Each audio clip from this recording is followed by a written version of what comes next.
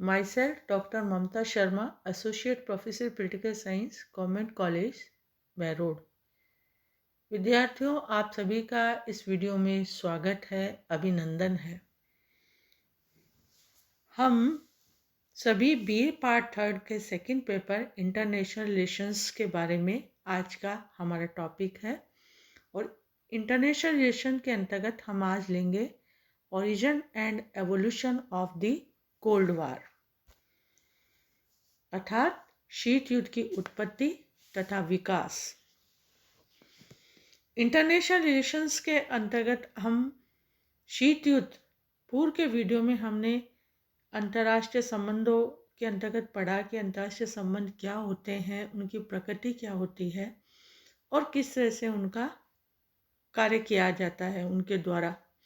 आज के वीडियो में हम ये देखेंगे कि शीत युद्ध की स्थिति किस तरह से पैदा हुई। जैसा कि आपको पहले भी बताया गया था कि द्वितीय विश्व महायुद्ध के बाद विश्व में दो महाशक्तियां रह गई थी और इन दो महाशक्तियों के आपसी संबंधों को अभिव्यक्त करने वाला सबसे उपयुक्त शब्द है कोल्ड वार, जिसे हम शीत युद्ध कहते हैं। द्वितीय विश्व युद्ध से पूर्व यद्यपि अमेरिका और सोवियत संघ में बुनियादी मतभेद थे, फिर भी युद्ध के दौरान उनमें मित्रतापूर्ण संबंध दिखाई पड़ते हैं। द्वितीय विश्व युद्ध की समाप्ति के पश्चात सोवियत संघ और अमेरिकी संबंधों में कटुता, तनाव, वैमनस्य में वृद्धि देखी गई। दोनों महाशक्तियों में राजनीतिक प्रचार का संग्राम छिड़ गया और दोनों एक दूसरे का विरोध, आलोचना और सर्वत्र अपना प्रसार करने में लग गए। शीत युद्ध द्वितीय महायुद्ध के उपरांत की अंतर्राष्ट्रीय राजनीति का एक महत्वपूर्ण विकास है, जिसकी व्याख्या दो प्रकार से की जा सकती है।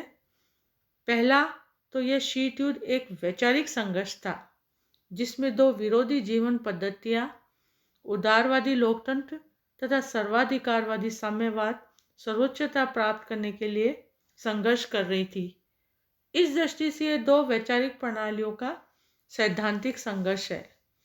दूसरी ओर यथार्थवादी सिद्धांत के अनुसार, जिनके प्रमुख प्रवक्ता प्रोफेसर मॉर्गेंथो है, उनका यह कहना है कि शीत युद्ध पुरानी शक्ति संतुलन राजनीति का नवीनीकरण है, जिसमें बदले अंतर्राष्ट्रीय राजनीति परिवेश में उदित हुई दो महाशक्तियां अमेरिका और सोवियत संघ विश्व के अधिकांश राज्यों को अपने प्रभाव क्षेत्र में लाने के लिए निरंतर संघर्ष कर रही थी। इस तरह से हम देखेंगे कि द्वितीय विश्व महायुद्ध के बाद किस तरह से दो महाशक्तियां उभर कर आई। तत्पश्चात हम देखेंगे शीत युद्ध का मीनिंग और परिभाषा कि क्या अर्थ होता है, क्या इसकी विद्वानों ने परिभाषा दी है। सबसे पहले शीत युद्ध शब्द से सोवियत संघ अमेरिका शत्रुतापूर्ण तनावपूर्ण अंतर्राष्ट्रीय संबंधों की अभिव्यक्ति होती है, जो कि द्वितीय महायुद्धोत्तर विश्व राजनीति की वास्तविकता है। इन शत्रुतापूर्ण संबंधों को गर्म युद्ध, जिसे हम हॉट वार कहते हैं, में परिवर्तित किए बिना इस शीत युद्ध में आइडियोलॉजिकल हेटर्ड, जिसे हम कहते हैं वैचारिक घृणा, राजनीतिक अविश्वास, पॉलिटिकल डिस्ट्रस्ट एंड डिप्लोमेटिक मिसचिवियस, कूटनीतिक जोड़ तोड़ और कटुतापूर्ण संबंध इसके अंतर्गत देखे गए हैं।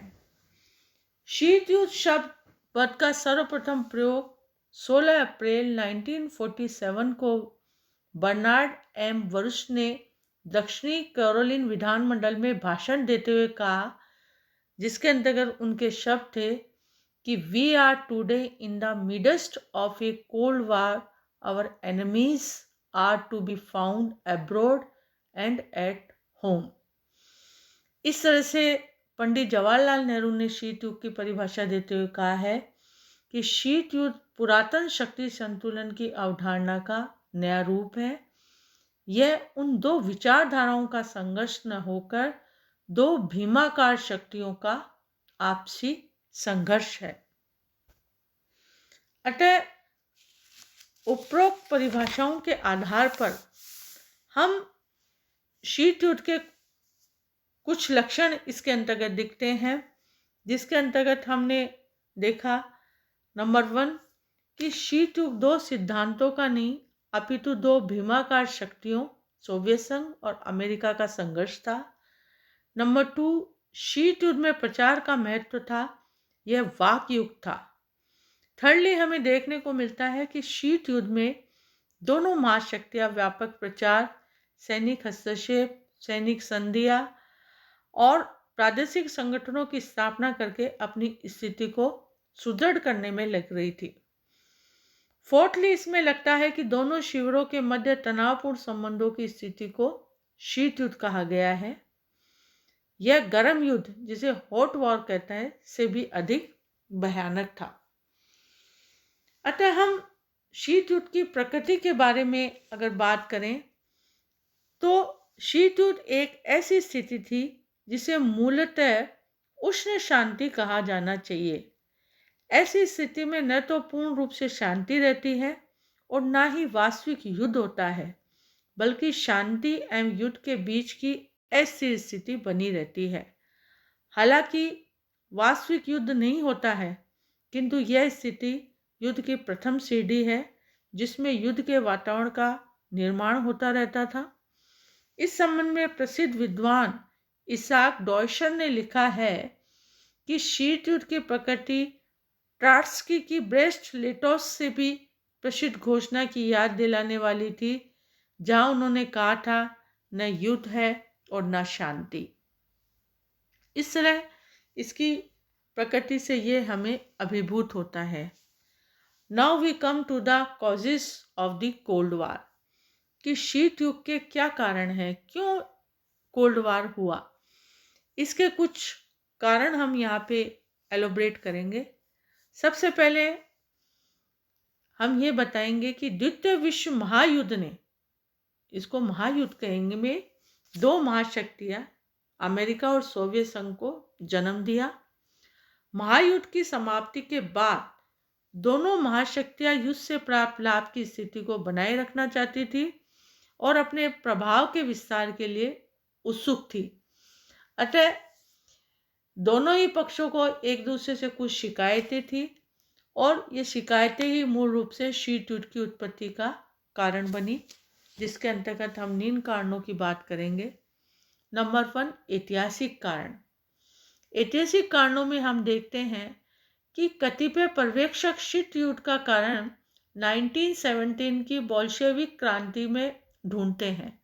सन 1917 की बोल्शेविक क्रांति के समय ही पश्चिमी राष्ट्र सोवियत संघ को समाप्त करने का प्रयत्न कर रहे थे, क्योंकि साम्यवाद एक विश्वव्यापी आंदोलन था जिसका अंतिम उद्देश्य पूंजीवाद को समाप्त करके पूरे विश्व में साम्यवाद का प्रसार करना था।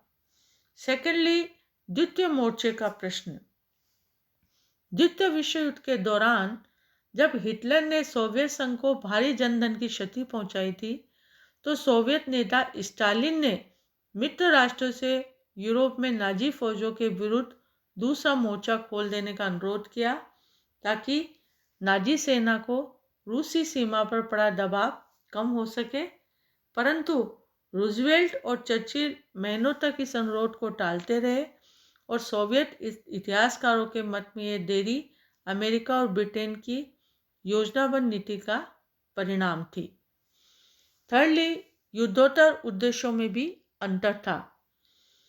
अमेरिका और सोवियत संघ के युद्धोत्तर उद्देश्यों में भी स्पष्ट भिन्नता थी कि भविष्य में जर्मनी के विरुद्ध सुरक्षित रहने के लिए सोवियत संघ जो यूरोप के देशों को सोवियत प्रभाव क्षेत्र में लाना चाहता था, तो पश्चिमी देशों के मत में जर्मनी की पराजय सोवियत संघ के अत्यंत शक्तिशाली हो जाने का भय था।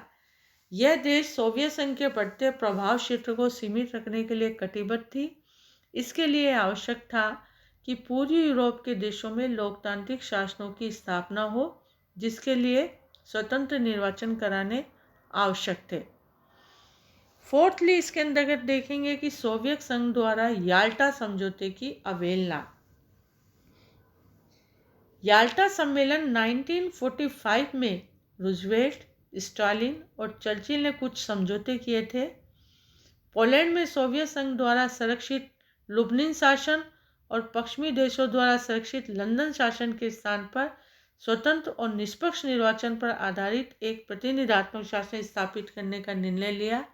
लेकिन जैसे युद्ध का अंत निकट आने देने लगा, स्टालिन ने अपने वचनों से मुकरना प्रारंभ कर दिया।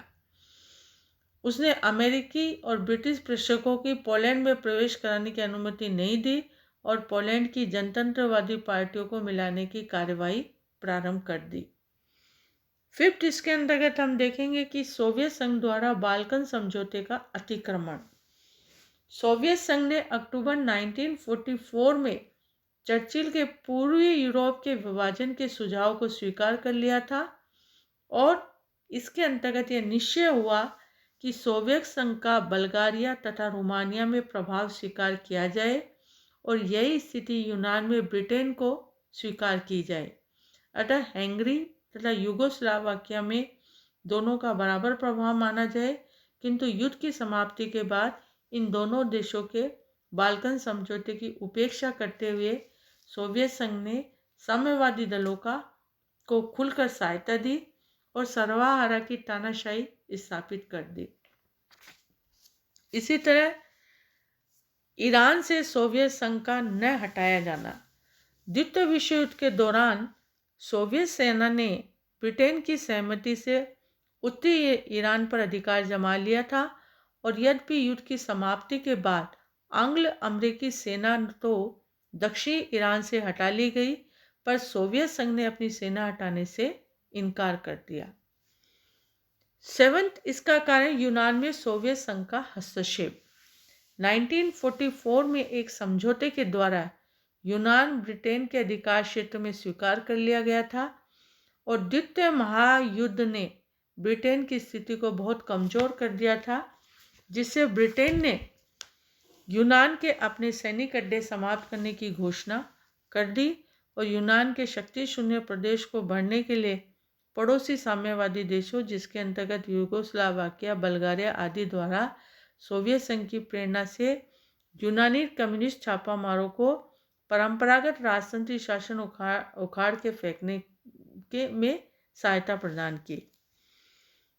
8, इसका कारण है टर्की पर सोवियत संघ का दबाव। इसके अंतर्गत हम देखेंगे कि युद्ध के तुरंत बाद सोवियत संघ ने टर्की पर कुछ भूप्रदेश और में नाविक अड्डा बनाने का अधिकार देने के लिए दबाव डालना शुरू किया, परंतु पश्चिमी राष्ट्र इसके विरुद्ध थे। जब टर्की पर सोवियत संघ का हस्तक्षेप बढ़ने लगा तो अमेरिका ने उन्हें चेतावनी दी कि टर्की पर किसी भी आक्रमण को सहन नहीं किया जाएगा और मामला सुरक्षा परिषद में रखा जाएगा। तत्पश्चात हम देखें अणु बम का आविष्कार। शीत युद्ध के सूत्रपात का एक अन्य कारण अणु बम का आविष्कार था। यह कहा जाता है कि अणु बम ने हिरोशिमा को भी ध्वस्त कर दिया था, अपितु विध्वंस नहीं किया था, बल्कि युद्धकालीन मित्र राष्ट्रों की मित्रता का भी अंत कर दिया था। अतः संयुक्त राज्य अमेरिका ने अणु बम पर अनुसंधान कार्य और उनका परीक्षण बहुत पहले से चल रहा था और अमेरिका ने इस अनुसंधान की प्रगति से ब्रिटेन को तो पूरा परिचित था ही, लेकिन सोवियत संघ भी इसका रहस्य जानकर उन्होंने भी इसको गुप्त रखा। तत्पश्चात इसके कारण में हम देखेंगे सोवियत संघ द्वारा अमेरिकी विरोधी प्रचार अभियान।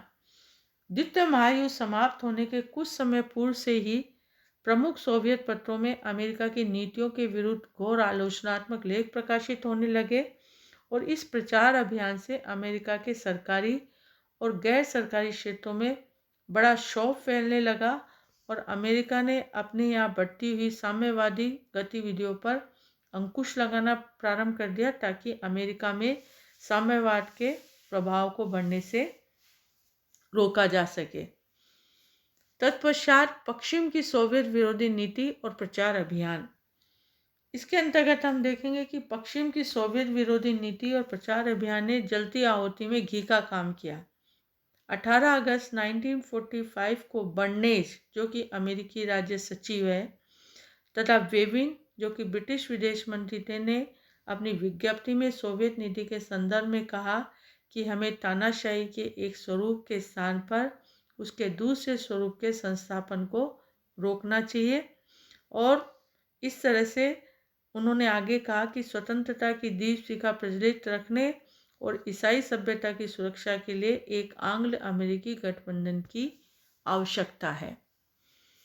तत्पश्चात बर्लिन की नाकेबंदी जो है वो भी इसका एक कारण है, क्योंकि सोवियत संघ द्वारा लंदन प्रोटोकॉल जो कि जून 1948 का उल्लंघन करते हुए बर्लिन की नाकेबंदी कर दी गई। इससे पश्चिमी देशों ने सुरक्षा परिषद में सोवियत संघ की नाकेबंदी के विरुद्ध शिकायत की और इस कार्यवाही को शांति के लिए घातक बताया। तत्पश्चात हम देखेंगे सोवियत संघ द्वारा वीटो का बार बार प्रयोग। ये एक शीतयुद्ध का बहुत महत्वपूर्ण कारण है कि सोवियत संघ ने अपने वीटो के अनियंत्रित प्रयोगों द्वारा संयुक्त राष्ट्र संघ के कार्य में बाधाएं डालना शुरू किया, क्योंकि वह संयुक्त राष्ट्र को विश्व शांति और सुरक्षा स्थापित करने वाली एक विश्व संस्था न मानकर अमेरिका के विदेश विभाग का एक अंग समझता था। इसलिए वीटो के बल पर उसने अमेरिका और पश्चिमी देशों के लगभग प्रत्येक प्रस्ताव को निरस्त करने की नीति अपनाई। तत्पश्चात सोवियत संघ की लैंड लीज सहायता बंद किया जाना। इसके अंतर्गत हम देखेंगे कि लैंड लीज एक्ट के अंतर्गत अमेरिका द्वारा सोवियत संघ को जो आंशिक आर्थिक सहायता दी जा रही थी उससे वह असंतुष्ट था, क्योंकि वह सहायता अत्यंत कम थी।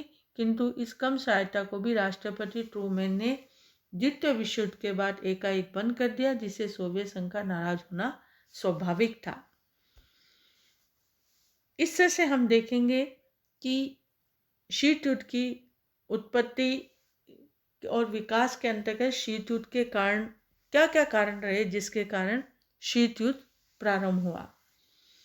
इसके पश्चात हम कुछ और एस्पेक्ट्स देखेंगे कि शीत युद्ध की प्रगति और विस्तार की कोल्ड वार का डेवलपमेंट और एक्सटेंशन किस तरह से हुआ। इसका प्रथम चरण 1917 से 1945 था, द्वितीय चरण 1946 से 1953 था, तृतीय चरण 1953 से 1958 था, चतुर्थ चरण 1959 से 62 था और पंचम चरण 1963 से 1979 था और षष्ठ चरण 1980 से 1989 था। अतः शीत युद्ध की प्रगति और चरण के अंतर्गत हम देखेंगे कि इसका जो प्रथम चरण था इसके अंतर्गत अमेरिकी विद्वान हॉल तथा फ्रेंच विद्वान ओंडे फोंटेन मानते हैं कि वस्तुतः अंतर्राष्ट्रीय राजनीति में शीत युद्ध का आरंभ 1945 में नहीं बल्कि 1917 की बोल्शेविक क्रांति के समय हुआ, जिससे राज्य शक्ति का नया स्वरूप और सामाजिक आर्थिक विकास का वैकल्पिक कार्यक्रम सामने आया। सही मायने में विचारधाराओं के संघर्ष के रूप में शीत युद्ध का प्रारंभ उसी दिन से हो जाता है जिस दिन 1917 में रूस में बोल्शेविक क्रांति हुई थी और 1917 में विश्व का प्रथम साम्यवादी राज्य अस्तित्व में आया और कार्ल मार्क्स के विचारों को मूर्त रूप दिया गया। और इसके अगर हम द्वितीय चरण की बात करें जो कि 1946 से 1953 रहा, इसके अंतर्गत कुछ एस्पेक्ट कुछ घटनाएं थी जिसका हम यहाँ चर्चा करेंगे। जिसके अंतर्गत सबसे पहले हम बात करेंगे चर्चिल का फुलटन भाषण। चर्चिल के फुलटन भाषण 1946 मार्च 5 मार्च को अमेरिका ने फुलटन स्थान पर चर्चिल द्वारा दिए गए भाषण ने शीत युद्ध का आधुनिक रूप में प्रयोग किया। फुलटन नगर में भाषण करते हुए चर्चिल ने अंतर्राष्ट्रीय राजनीति के क्षेत्र में एक नई विचारधारा का सूत्रपात किया। उसने कहा कि हमें तानाशाही के एक स्वरूप के स्थान पर उनके दूसरे स्वरूप की संस्थापना को रोकना चाहिए। सेकेंडली, इसके अंतर्गत ट्रूमैन सिद्धांत की अगर बात करें तो 12 मार्च 1947 को अमेरिकी राष्ट्रपति ट्रूमैन ने भी अमेरिका की यह नीति घोषित की कि वह साम्यवादी प्रसार को रोकेगा और इस नीति के अनुसार दुनिया में जहाँ कहीं भी शांति भंग करने वाला प्रत्यक्ष या परोक्ष आक्रामक कार्य करेगा वहाँ संयुक्त राज्य अमेरिका की सुरक्षा संकट में मानी जाएगी और वह उसे रोकने का पूरा प्रयत्न करेगा।